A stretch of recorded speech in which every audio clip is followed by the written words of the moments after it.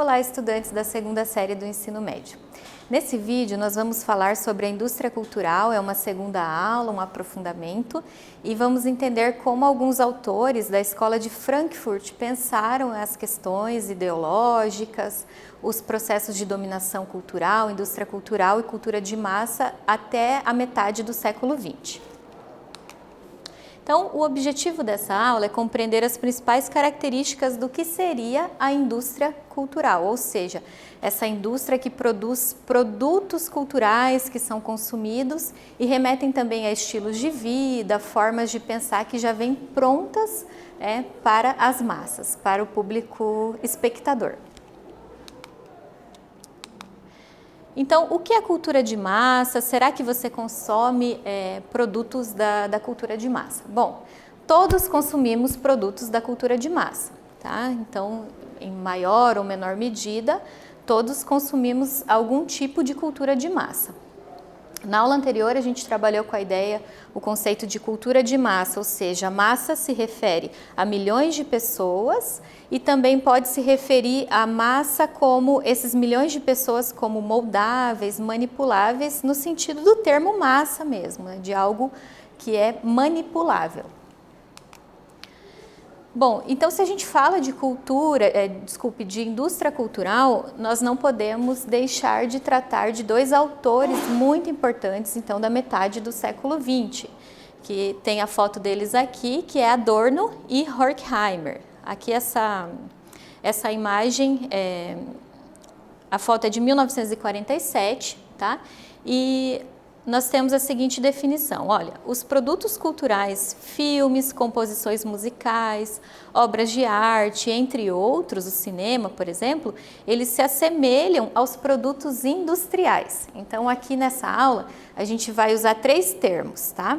Esses três termos são automóveis, as bombas e o cinema. Por que esses três termos? Que eles vão ajudar a gente a pensar produtos da indústria, então os automóveis ou outros produtos, as bombas, a questão da guerra, ali o contexto da Segunda Guerra Mundial, a presença do nazismo e a influência disso na vida desses autores, e o cinema como um produto da indústria cultural que traz conteúdos que vão influenciar a forma de pensar das pessoas, ok? Então, aqui nós temos ali ó, a descrição seguinte, ó. Ambos são fabricados em série e distribuídos amplamente, facilitando o seu acesso. Então, o que é a fabricação em série? Se eu falo de automóveis, no começo do século XX, então essa produção em série, lá o conteúdo do Taylorismo, do Fordismo, vai se criar então produção de mercadoria em larga escala para exportação e as pessoas têm produtos com características diferentes, alguns detalhes diferentes, mas o que elas têm à disposição para comprar nesse mercado são produtos que, na verdade, eles são muito parecidos, tá?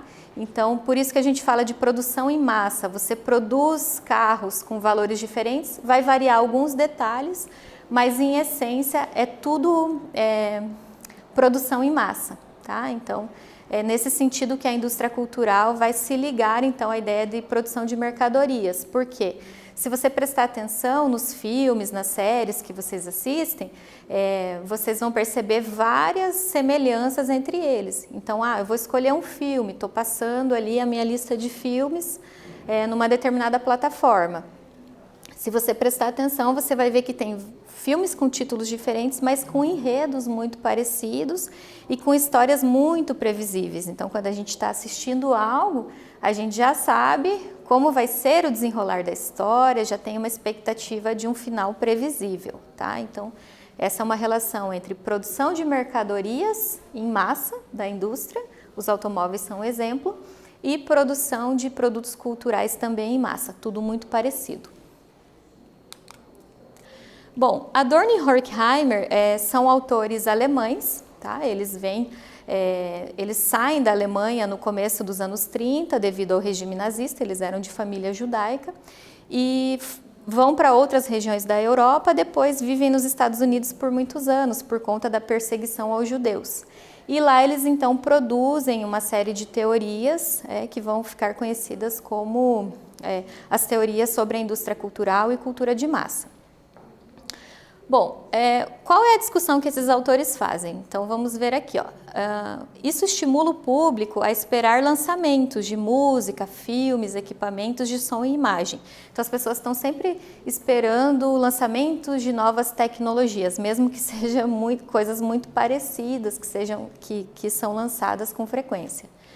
Os produtos culturais, eles também vão se tornando bens rapidamente obsoletos, ou seja, você compra um celular esse ano que vem ele está obsoleto, aquela tecnologia está ultrapassada, você tem que comprar outra. Então, esse é o significado de obsoleto. E acontece também com os produtos culturais.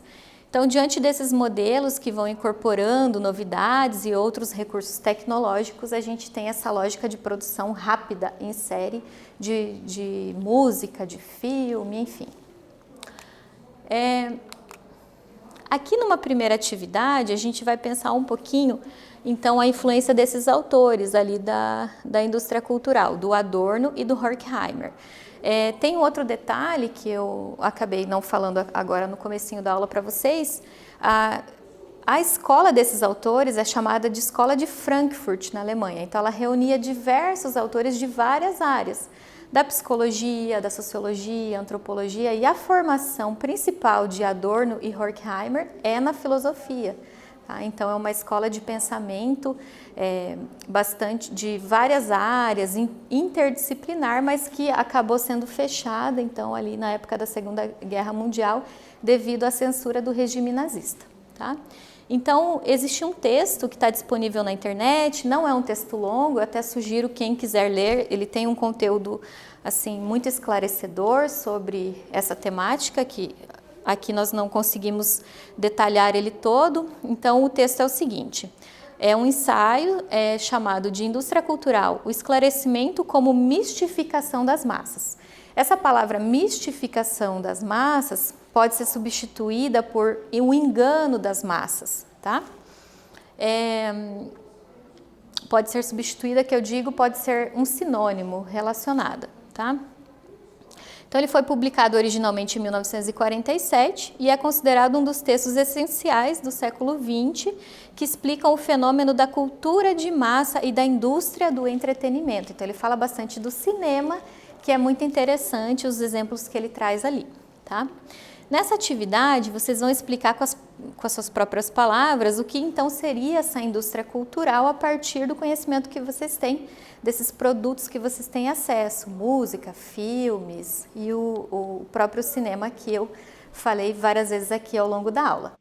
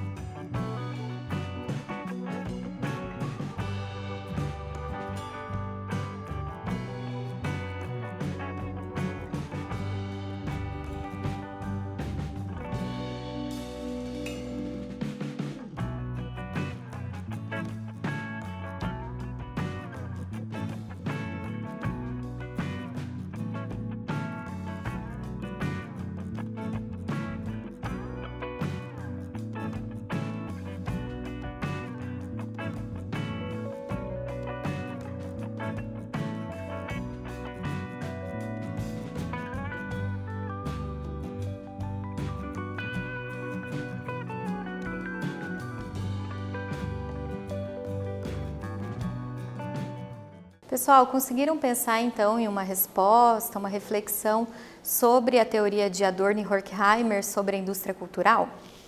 Então, eu vou ler para vocês o que deve contemplar então a resposta sobre essa questão.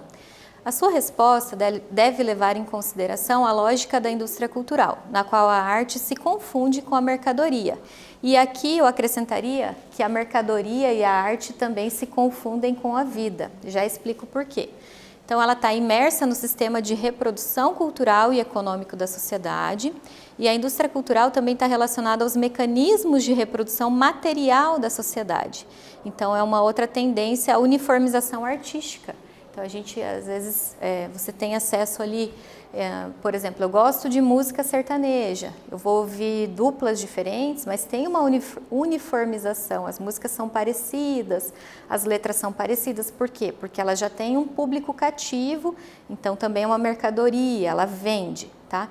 Por que eu falei para vocês aqui, né, o aspecto da arte se confundir com a mercadoria e com a vida?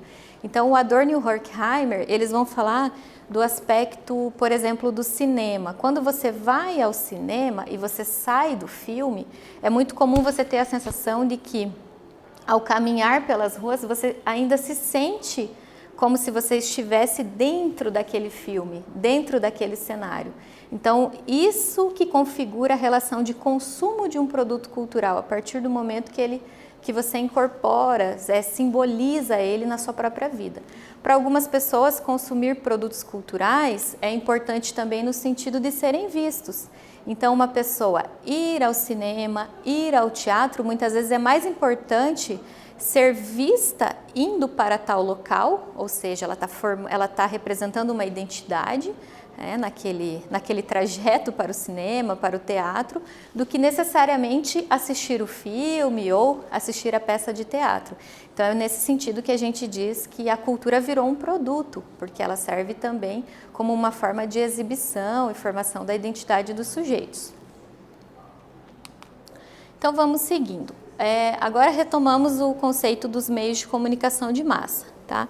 Um exemplo dessa transmissão dos ideais de uma classe dominante, vamos lembrar lá a ideia da ideologia da classe dominante, sobre as classes trabalhadoras, que é trabalhada por Karl Marx, podem ser os programas jornalísticos, tá? Então, trazendo um pouquinho para o presente, quando uma emissora de TV apresenta uma notícia, o modo como é narrado, como a história é contada, como os fatos se apresentam, e muitas vezes os apresentadores de programas jornalísticos, eles se colocam como neutros, como se eles não tivessem tendenciando a informação para um lado ou para o outro. Porém, nós sabemos que todos os meios de comunicação estão atrelados a investimento do capital privado, e logicamente que isso tem uma consonância, entre a ideologia da classe dominante, da produção então de uma informação que vende, Então a informação vende, aí vai ter o intervalo do programa televisivo, o intervalo do jornal, e ali você vai ver uma série de propagandas. Então você está o tempo todo sendo influenciado com informações, Então muitas vezes a gente não questiona a informação que a gente recebe, e também o tempo todo sendo bombardeado com propagandas de produtos da própria indústria, como os automóveis que eu citei agora no início da aula. Então aqui a informação que temos é a seguinte, procura-se construir um determinado olhar sobre a realidade que representa a visão do dono do veículo de comunicação. Então, diante de uma rotina cotidiana de classe trabalhadora, o principal modo de obter informação é por meio da TV ou internet. Então, as classes trabalhadoras, elas acessam a TV e a internet, e ali elas vão buscar a informação que elas precisam, vão buscar entretenimento. Então, a maneira como essas pessoas vão interpretar os acontecimentos, ela vai ser influenciada pela forma com que a emissora vai apresentar o fato. Então, muitas vezes a mídia se coloca como porta-voz da população. Então, eu vou dizer aqui o que a população pensa, o que a população quer ouvir, tá? Então, na segunda atividade, nós temos a seguinte proposta. As modernas comunicações de massa, modeladas à base da produção industrial, difundem todo um sistema de estereótipos, ou seja, visões sobre as coisas que não necessariamente correspondem com a realidade. Embora fundamentalmente incompreensíveis para o indivíduo, eles vão dar a ilusão para a pessoa dele estar atualizado e estar perfeitamente bem informado se ele não questiona aquela informação que chega para ele. Então, a partir dessa frase, você vai escrever uma experiência pessoal com informações que talvez você tenha recebido da cultura de massa e de repente questionou. Ou então, nunca questionei as informações que eu recebi. Então, quero que vocês pensem um pouquinho, né, nesse cotidiano de informações, da grande quantidade de informações que vocês recebem, se vocês questionam ou não, né, se refletem ou não sobre isso.